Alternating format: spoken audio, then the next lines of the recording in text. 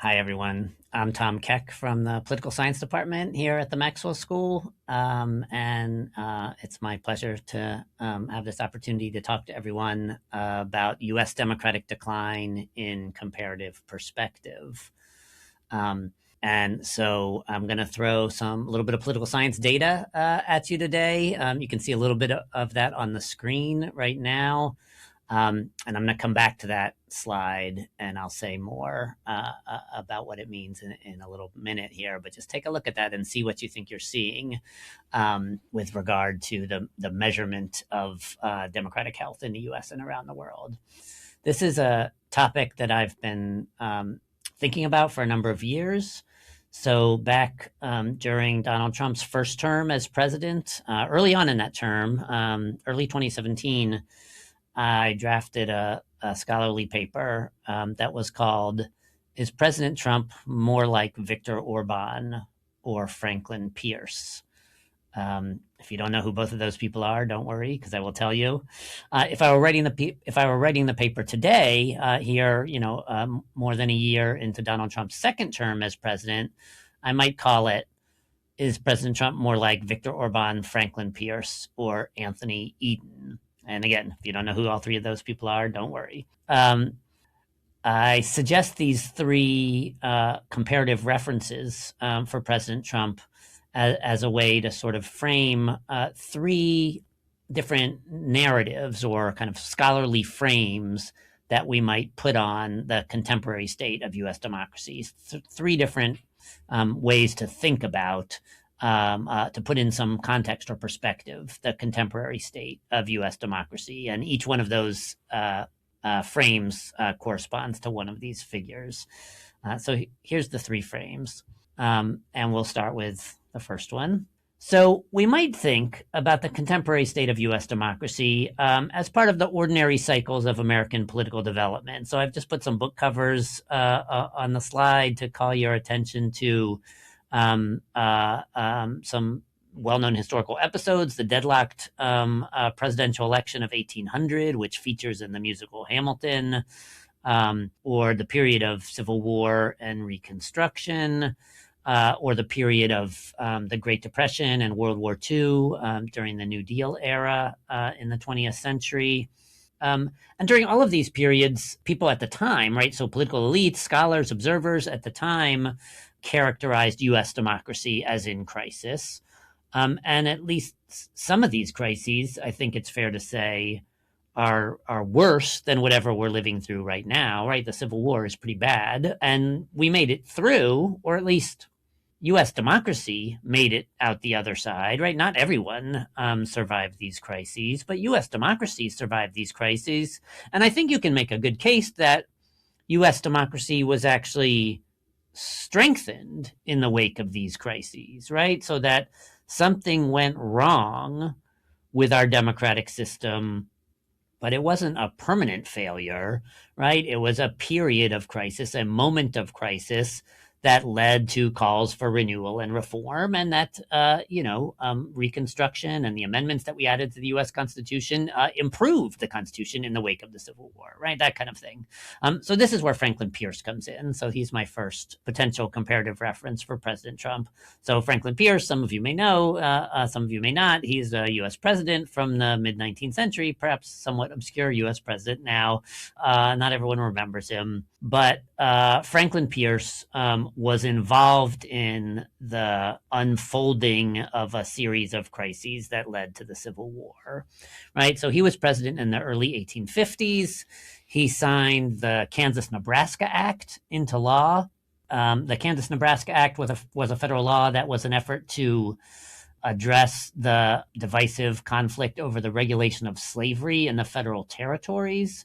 So, of course, from the beginning, we had some states, the U.S. had some states where slavery was allowed and other states where slavery was prohibited. And it was a constant source of conflict in Congress and elsewhere about what to do about the status of slavery in new federal territories, right, as the nation expands westward.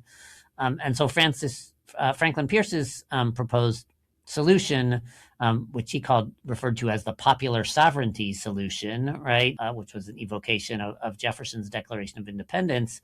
The idea was that we let the people decide. He, of course, did not mean all people. He certainly didn't mean the slaves. He didn't mean the Native Americans who were being displaced by westward expansion. He meant the white settlers, the white male settlers, should vote, right? As the nation expands westward, we're encouraging white settlers to move westward, to claim the land, and we'll let them decide what the status of slavery should be. That's the most democratic way to do it. That's what President Pierce said. The Kansas-Nebraska Act, some of you might remember this from a U.S. history class some years prior. The Kansas-Nebraska Act somewhat predictably led to armed conflict between supporters and opponents of slavery in the Kansas Territory. John Brown was involved in this conflict on the anti-slavery side before his ill-fated raid on Harper's Ferry. And this armed conflict in the Kansas Territory, often referred to as Bleeding Kansas, Bleeding Kansas was a key precursor of the U.S. Civil War. So if President Trump is like his predecessor, Franklin Pierce, in some ways, it might suggest that sometimes the leader of the country, by pushing his own party's agenda to such extremes, drives U.S. democracy to the breaking point. Now, the pessimistic reading of that scenario, history never repeats itself exactly, but the pessimistic reading of that scenario would be that we should be worried about a civil war on the horizon. I'm hopeful that that doesn't come to pass.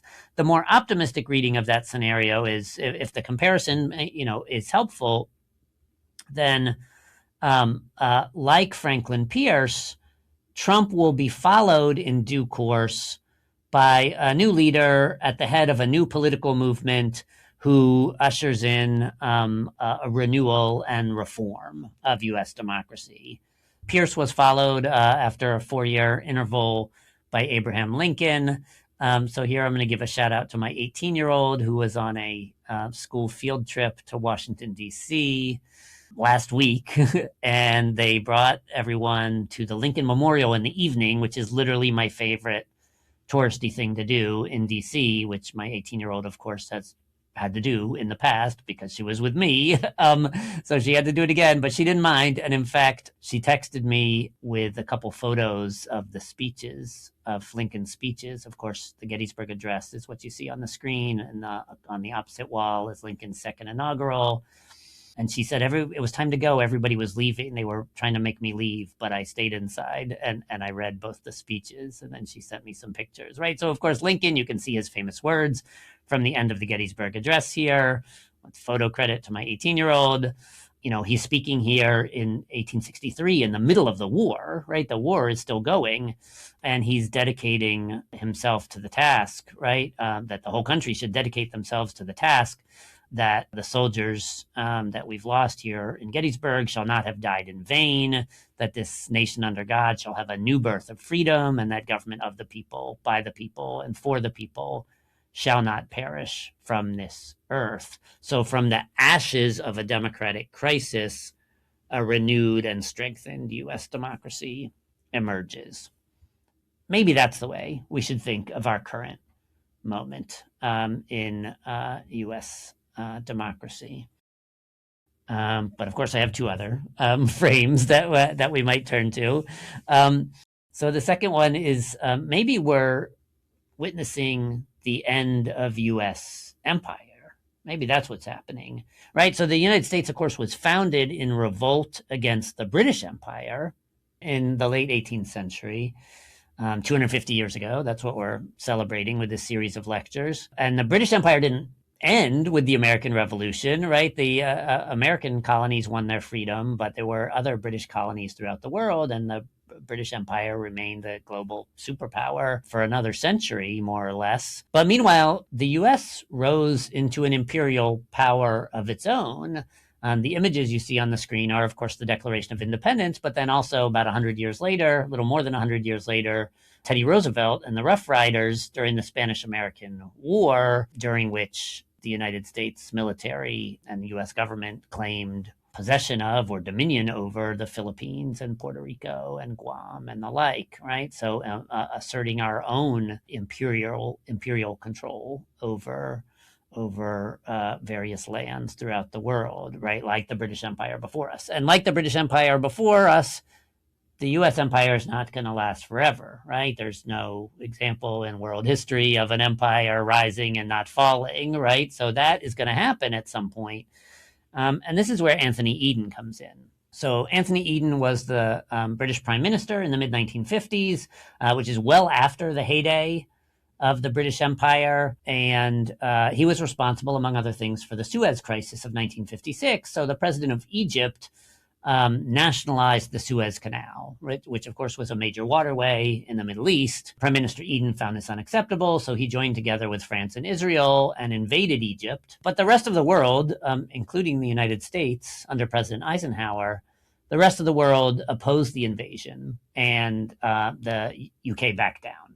And among other things, the Suez Crisis signaled that the British Empire was well and truly dead, right? There was once upon a time when the British government could declare that a foreign country, thousands of miles from Britain, had to submit to British demands, right, for access to its waterways or whatever else it might be.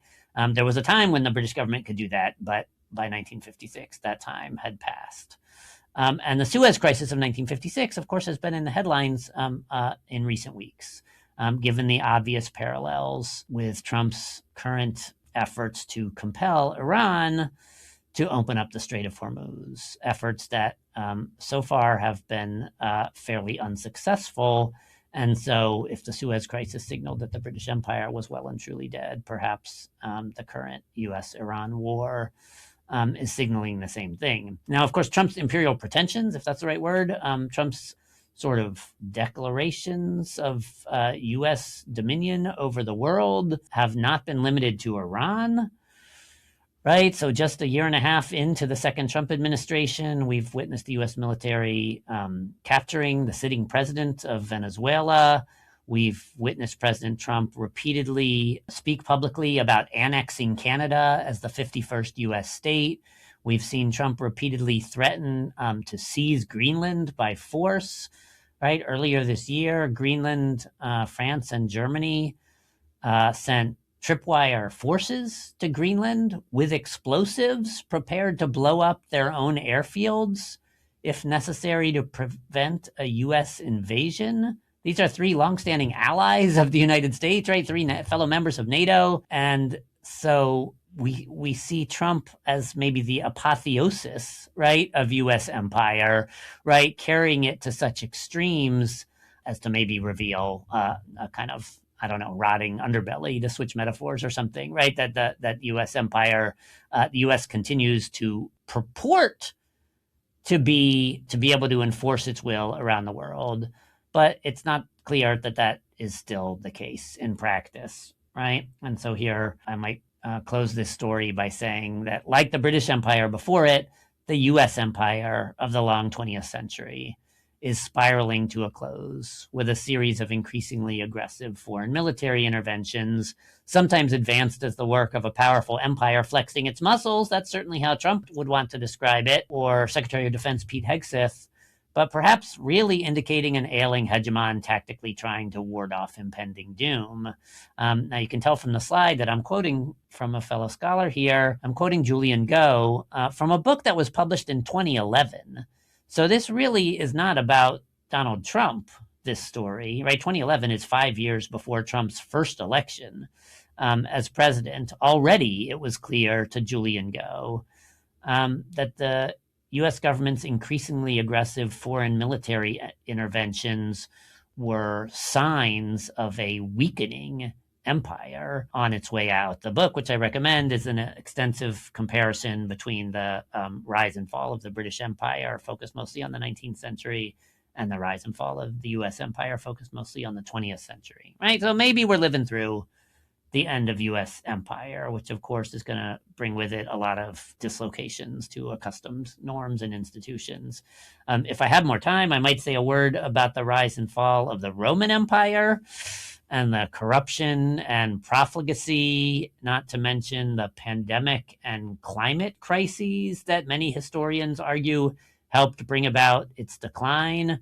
That image you see in the upper left, of course, is not a photo of Imperial Rome. We don't have any photos of Imperial Rome. That is a rendering of the memorial arch that President Trump has proposed erecting across the river from Washington, D.C. So maybe we are witnessing the throes and dislocations of an empire in decline. That's story number 2. I have a third story. We are currently living through a global democratic recession, and there is no reason to suspect that the U.S. is immune from these global forces. So at least since the 2008 financial crisis, democracies around the world have been witnessing measurable declines in the quality and health of democratic norms and institutions. And so here on the screen, you see in the upper right, that's Viktor Orban, who I promised I would return to. But next to him, Viktor Orban is the Prime Minister of Hungary. But next to him, we have India's Narendra Modi and Turkey's Recep Erdogan and Bolsonaro's Jair Bolsonaro, all of whom some of whom I'll say a little bit more about. I'm going to say a little bit more about Bolsonaro and Orban in particular. But I promised to come back to this political science data. So here's the slide I opened with. And let me say a word about what you're seeing here. So political scientists go to great length to measure abstract political concepts like democracy. So if you have any political scientists in your life, find 2 of them, put them in the same room and ask them what's the best way to measure democratic health, and they will start talking and not be done for 7 hours or so. So there's no consensus on these measures. There's no one right way to do it. But what I'm showing you here is one widely used measure. It's known as the Liberal Democracy Index. It's calculated by a group of political scientists based in Sweden that's called VDEM, which stands for Varieties of Democracy, the Varieties of Democracy Project. One of the premises of which is that democracy comes in different forms, different varieties. And so we should measure lots of different specific indicators of things that are important to democracy: freedom of the press, an absence of electoral violence, chief executive compliance with court orders, lots of different things we might think about. Measure all those specific indicators and then enable scholars to aggregate them together in different ways to measure democracy as they understand it. And so what I'm showing you on the screen here is VDEM's Liberal Democracy Index. And here's a lot of text explaining the component parts of that. I'll just call your attention to a couple highlights. And VDEM has an amazing website. I encourage you to take a look at it. The graphs you see in this presentation are all just drawn from VDEM's website. You just punch in the parameters that you want, and it'll pull up a graph for you. So VDEM has something called the Electoral Democracy Index, which is a more stripped down definition of democracy, which basically emphasizes only sort of the quality of elections, right? So universal suffrage, free and fair elections, are the votes counted reliably, that kind of thing, plus some basic civil liberties, freedom of speech, freedom of association, and the like. So that's a more stripped down definition of democracy called the Electoral Democracy Index. That's what you see in the bottom screenshot there. And then above that, you see the Liberal Democracy Index incorporates the Electoral Democracy Index, so free speech, free association, free and fair elections, etc., but also adds some additional important features of democracy, many of which are strongly associated with U.S. constitutional democracy. So things like limited government, the rule of law, independent courts, the ability of the national legislature to provide oversight and checks on the national executive, those kinds of things. So what you see on the screen for the past 50 years is a plot of both the U.S. score on the Liberal Democracy Index, that's the red line, and a global population-weighted country average, that's the blue line. So in this measure, big countries count more heavily than small countries because more people live there. So the quality of democracy is more important in global terms,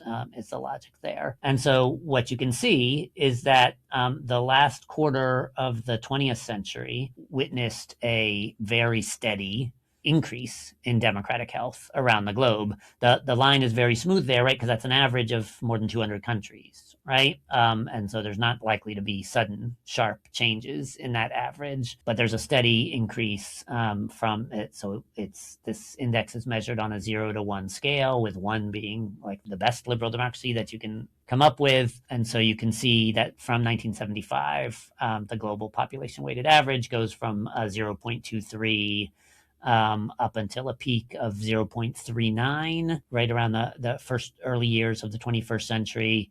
And it has since declined almost all the way back. So the most recent scores from 2025, again, for the world average, are 0.27. For the United States, what you see is a long period of democratic stability at a very high level, right? U.S. democracy has long been among the strongest in the world, but clear evidence of recent volatility and decline, including a sharp downward trajectory in 2025, which is the most recent VDEM data available. And so that is potentially concerning, particularly since we don't yet know how far that trend will continue to run. Okay. Like how much further down is that red line going to go? We don't know yet because we're living through it. So next I'd like to say a few words about a couple specific countries to give you a better sense of what this data looks like in practice. And so here I come back to Viktor Orban. So Viktor Orban has been Prime Minister of Hungary since 2010. Hungary is a small Central European country, perhaps not ordinarily of much general interest to Americans. Certainly, Americans of Hungarian descent might have an interest. Social scientists who study Eastern Europe obviously have an interest, but not ordinarily a country that's like front page news or of broad interest to Americans. I think that's fair to say. However, for some years now, a leading organization of U.S. conservatives has been holding annual celebratory meetings in Budapest. The group is called CPAC, Conservative Political Action Committee. Every year, for some years now, they've been holding a meeting in Budapest where thousands of conservatives from around the world, but especially from the United States, assemble to hear lectures, speeches, and have conversations and conduct political strategy and the like.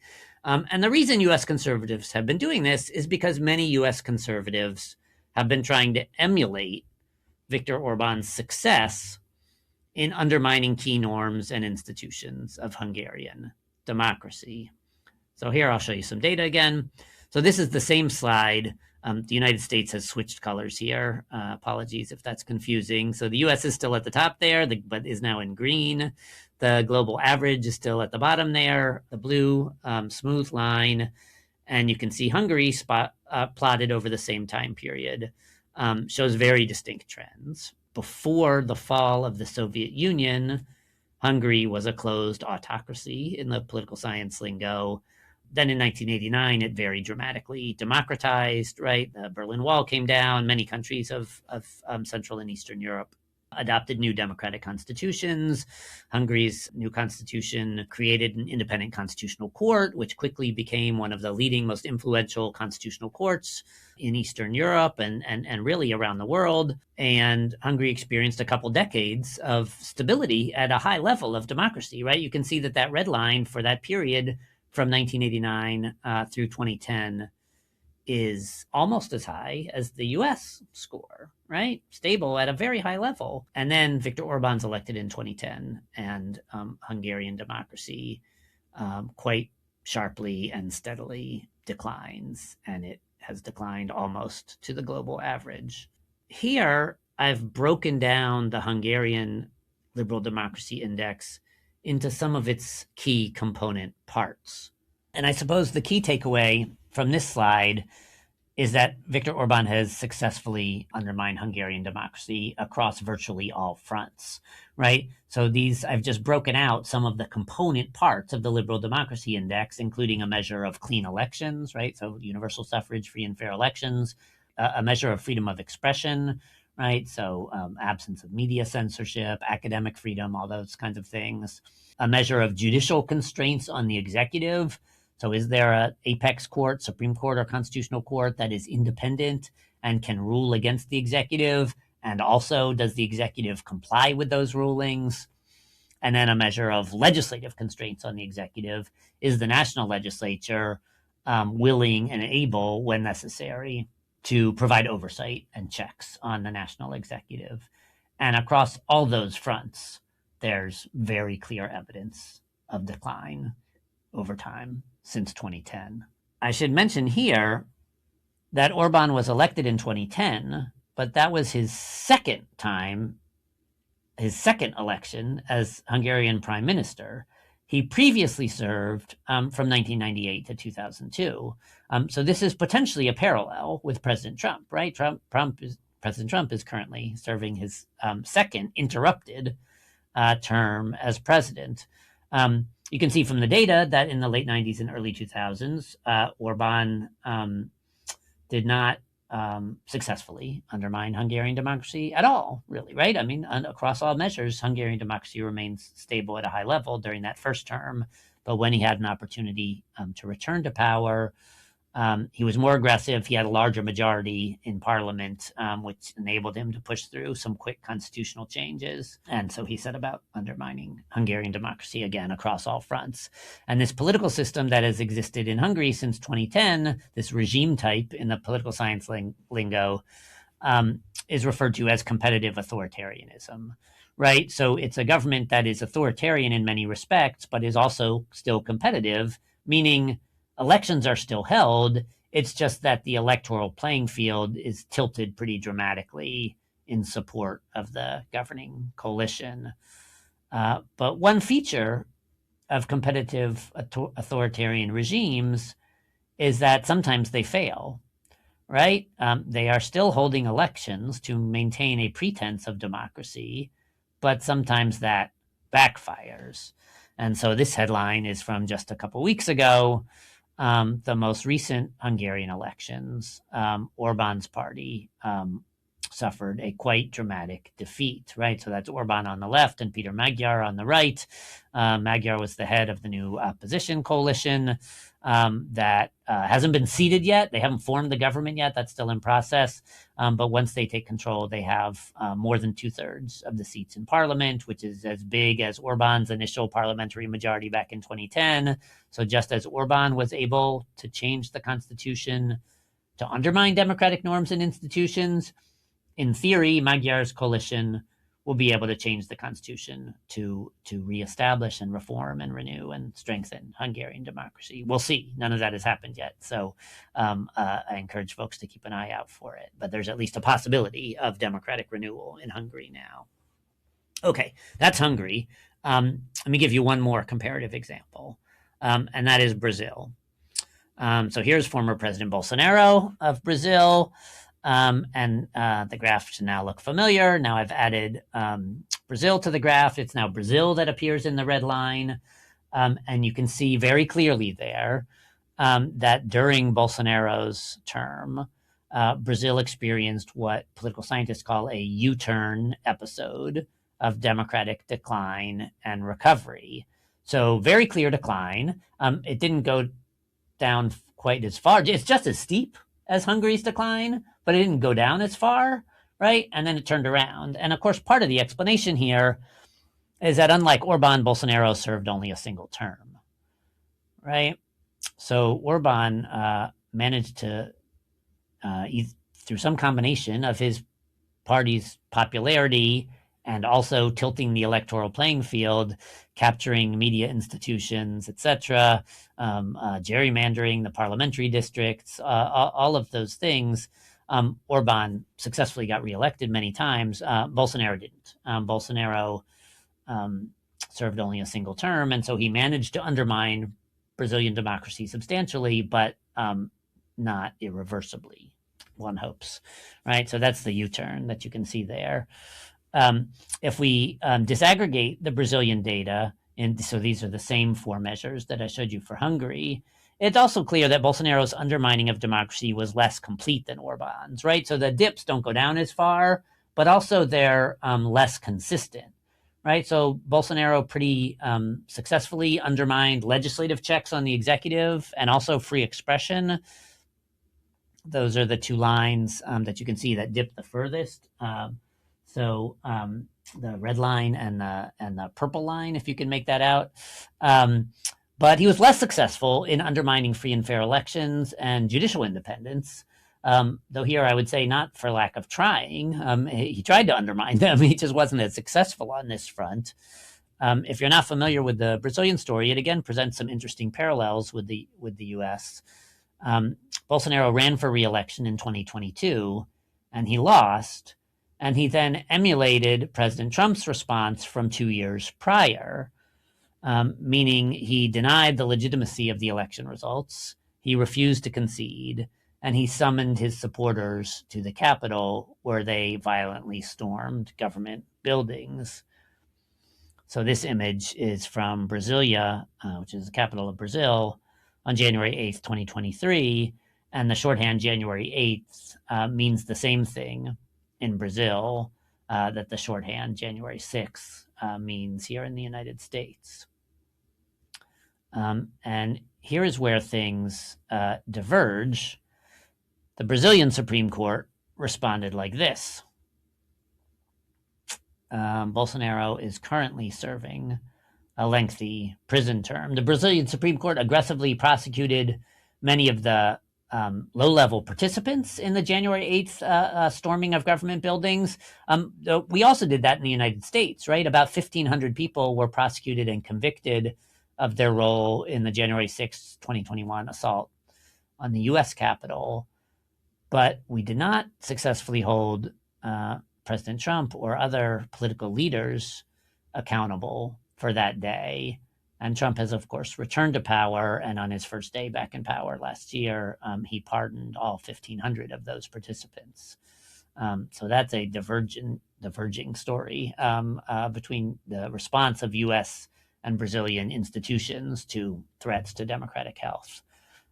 So let's turn to Trump's United States here. I promised I would come back to the United States.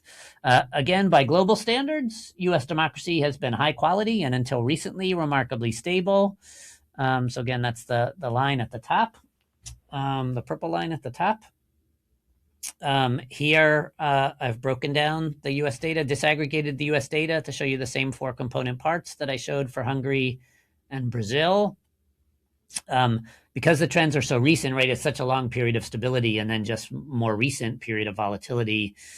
Here I've zoomed in on just the past, just since 2008, from 2008 to the present. So basically the Obama, Trump, Biden, Trump eras, just to make the trends a little bit easier to see. And what you can see here, if you look closely, you can see that there are some signs of weakness for the health of free and fair elections in the United States. Right, there's a dip and then a recovery, and then it looks like it's mostly holding steady. This is data only through 2025, so there's nothing about this year's midterms in this data, right? So this time next year, we could talk about whether the U.S. successfully conducted the midterm elections this year by allowing people to vote and successfully and reliably counting the votes and the like. But so far, knock on wood, free and fair elections in the United States are not without challenges and threats, but it's holding somewhat steady at a high level. Likewise for judicial checks on the executive, right? So that's the line. If you look at the right edge of the graph, that's the line with the second smallest decline on the right, right? So that's the green line. Here, I really want to say that there's a sort of glass half empty, glass half full story. Donald Trump has challenged many existing constitutional norms during his second term in particular. He has taken unusually frequent unilateral actions that appear on their face to be illegal or to exceed the scope of unilateral presidential powers. There have been hundreds of lawsuits filed against the Trump administration over the past year and a half. And the U.S. Supreme Court has sometimes ruled against President Trump, right? Most recently in the case involving his unilateral tariffs, where they ruled that he had illegally and unconstitutionally imposed taxes on imports. That's what tariffs are impose taxes without congressional approval. I think the Supreme Court is likely to rule against Donald Trump again on the question of birthright citizenship, which is a case that's currently pending. But there's lots of other cases in which the Supreme Court has ruled in favor of Trump, even on some actions that look to be significant departures from longstanding practice. So, half empty, half full. If you look at the lower courts, I think the record of judicial checks on executive efforts to undermine democracy looks even more robust, right? Lower courts have ruled against the Trump administration many dozens of times on cases involving free speech, academic freedom, the deployment of military forces domestically, the unilateral shuttering of government agencies and firing of federal workers, attacks on universities and on law firms and on independent media outlets. Lower courts have ruled against the Trump administration many, many times. The record of administration compliance with those orders is spotty, right? They have not always been, at least quickly and smoothly, complying. So judicial checks on anti-democratic actions by the nation's leaders remain in place, though not without some signs of erosion and potential concern. But if you look at the other two lines, right, so the red line and the purple line, freedom of speech and legislative constraints on the executive, those have really those have declined much more sharply, right? And I think are matters of very serious concern. So legislative constraints on the executive, of course, means the willingness and ability of Congress to impose checks, oversight and checks on the executive, which is one of the core founding principles of the U.S. Constitution, right? James Madison's entire theory of the Constitution was that we need a national government that is much more powerful than it currently is, because under the Articles of Confederation, the national government was weak and ineffective and unable to secure the security or prosperity of the young nation. So we need a national government that is much more powerful than it currently is. But to avoid abuses of power, we're going to fragment the powers across multiple institutions by dividing governmental powers up amongst separate institutions who will have to compete with each other. Madison's words were, ambition will be made to counteract ambition, and each institution will prevent the other institutions from asserting too much power. That part appears to be broken, right? The current Congress has shown very little interest in imposing constitutional checks on President Trump's controversial assertions of executive power. One of the things I love about the VDEM data, and again, there's a easy-to-use website that I encourage people to check out, is you can really drill down on whatever kind of aspects of democracy you're most interested in or concerned about. So I started with the Liberal Democracy Index, which is a very high-level measure of democratic health writ large. I then drilled down into each of these 4 component parts of the Liberal Democracy Index, but you can drill down still further, right? So just to give you one quick example of what this looks like, the Freedom of Expression and Alternative Sources of Information Index, which you see is one of the lines plotted on your screen here, is itself composed of multiple more specific indicators. And here I'll show you what those look like. And the more you drill down into more specific measures, more specific indicators, the more variation you're likely to see in terms of like the timing and direction of particular trends. So here, for example, you can see VDEM's measures for freedom of academic and cultural expression, for freedom of peaceful assembly, which is basically the right to protest, right? Do citizens in practice have the right to assemble in the street and peacefully object to governmental policies, right? We've seen large national protests in the United States over the past year and a half associated with No Kings and Hands Off and May Day and the like. Freedom of peaceful assembly has long been stable at a high level in the United States, and it's still at a pretty high level, but with very clear signs of erosion, right? So if you think about the violent response of some immigration enforcement agencies to peaceful protesters or even just observers with cameras, right, in the streets of Minneapolis this past winter. You can get a sense of why this measure is declining. I've also plotted here VDEM's data on government media censorship and on harassment of journalists. All of these indicators are showing are getting worse. On all of these measures, VDEM typically scales its measures so that when the line goes down, that means the threat to democracy is getting worse. So when the line goes down, that means more government censorship of media or more harassment of journalists because the threat to democracy is getting worse.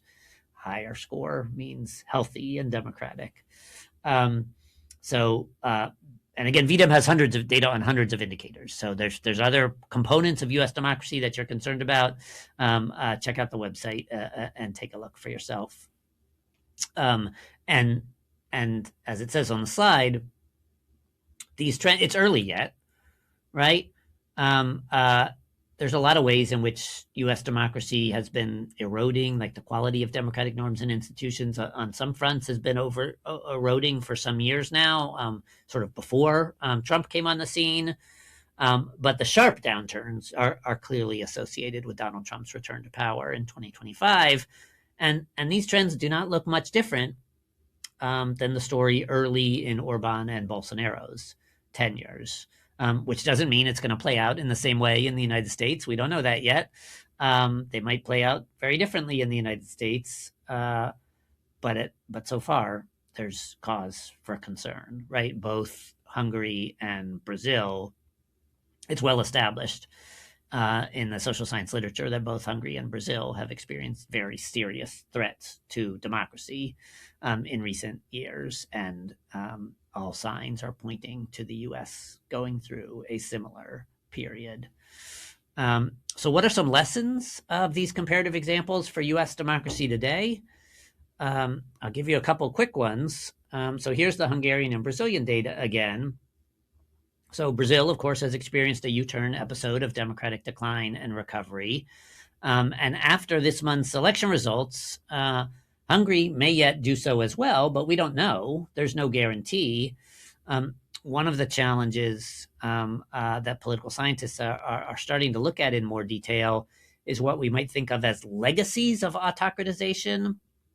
So Viktor Orban's been in power for a long time, and he has quite intentionally captured control of as many state institutions, right? Institutions of state power in Hungary as he can, even institutions that are supposed to be mostly independent from politics, right? So the Constitutional Court or the Media Council or the Election Commission, right? These institutions that are set up to have members who are appointed in a kind of nonpartisan way for lengthy terms, that are in place to serve as democratic guardrails, not agents of partisan coalitions. Orban has very successfully captured control, like by appointing loyalists to staff all of these state institutions.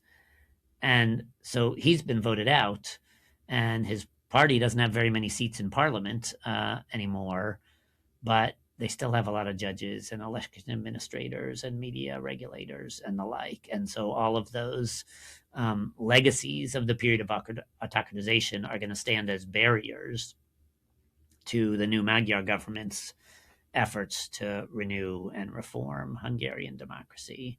So we don't know what's going to happen there. The election results are hopeful for Hungarian democracy advocates, but there's a long road ahead. And indeed, there's no guarantee of democratic stability, even for Brazil, right? The U-turn looks like a hopeful story, and Bolsonaro is in jail. Jair Bolsonaro is in jail, but his son Flavio is currently running for president. And so Brazil has national elections this year in the fall. And if Flavio, the Brazilian institutions, the guardrail institutions of Brazilian democracy, like the Supreme Court, have successfully prevented former President Bolsonaro from returning to power. But if his son comes to power, And as you can imagine, right, the same challenges to Brazilian democracy might return with him. And so here I'm always a bit on the fence about whether we should take Brazil's U-turn as an optimistic scenario for the United States, right? So sharp period of democratic crisis, but it didn't last a long time, and they managed to turn things around, and we could do the same thing here in the United States. Or should we take the United States' failed U-turn as a cautionary tale for Brazil, right? So if you look closely at the purple line on the top, the U.S., like Brazil, experienced what looks sort of like a U-turn, right? So this is the decline, measurable decline in democratic norms like free speech, judicial constraints on the executive, free and fair elections alike, and the like during Trump's first term, and then a bit of recovery, right, when Trump left power.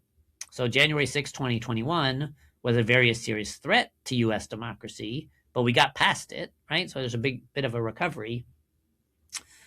But then Trump returned to power, and then the decline gets worse, right? So is that like a failed U-turn that one could picture happening in Brazil as well, right? If Flavio Bolsonaro is elected president, then perhaps Brazil's red line there starts to go down again, and the pattern looks somewhat similar to the U.S. pattern.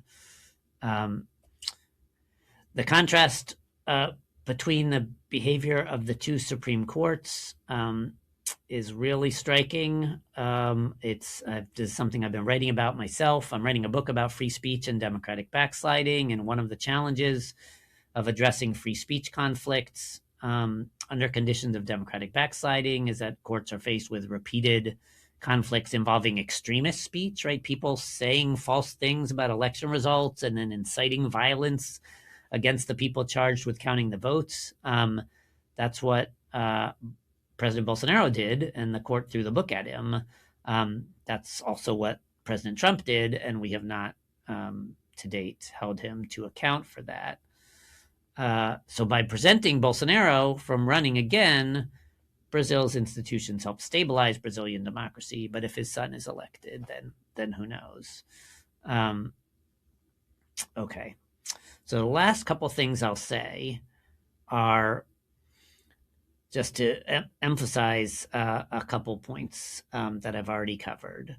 Voting out autocratic leaders like Orban or Bolsonaro is the beginning of a return to democratic stability, but it is often true that many barriers remain, right? Orban and Bolsonaro's coalitions both remain strong. Bolsonaro's coalition might win the election this year, or Orban's coalition took a drubbing in the recent elections, but is likely to remain strong in an opposition capacity. And as I've mentioned, Orban in particular has captured so many state institutions that it'll be challenging for the new government to accomplish its goals. For those of you, of course, people listening to this lecture have a variety of opinions about the policies and practices of President Trump. But for those of you who are persuaded that President Trump has undermined important democratic norms and institutions, which, by the way, includes many Republicans and many Trump voters even, who've expressed some surprise and regret, for example, at the violent nature of some of the immigration enforcement efforts over the past year and a half. If you're persuaded that President Trump has undermined important democratic norms and institutions, then voting him out of office would of course, be a good step, but it's not going to heal those norms and institutions automatically. By modern standards, which is what VDEM tries to measure, so modern conceptions of what's necessary for a healthy and stable democracy, by modern standards, U.S. democracy was stable at a high level only for a very short time. The graph that you see on your screen now goes back to the beginning of U.S. history, not all the way to the Declaration of Independence, so not quite the 250 years that we're celebrating with these lectures. The VDEM data goes back to the adoption of the U.S. Constitution in 1789. And you can see that for most of U.S. history, by modern standards, right, U.S. democracy was not particularly impressive, right? We didn't let most people vote, right? So by modern standards, right, the measures are much lower. And the period of what when I graphed just the last 50 years, what looked like a long period of stability in this broader historical context looks actually like a short period of stability at a high level, right? So from the late 1960s through the early 2000s, US democracy, by the cross national measures that many political scientists use, US democracy was indeed stable at a high level. But that was a relatively short period of time, and it was never inevitable that it would stay that way. And I think taking again the lesson of not just of the challenges facing the new democratic governing coalition in Hungary today, but also the challenges faced by President Lincoln in our own history, um, reestablishing democratic health and stability is likely to require aggressive efforts, not to return to some status quo, but to reform and renew our 250-year-old constitutional democracy. And with that, I will conclude, and thank you very much.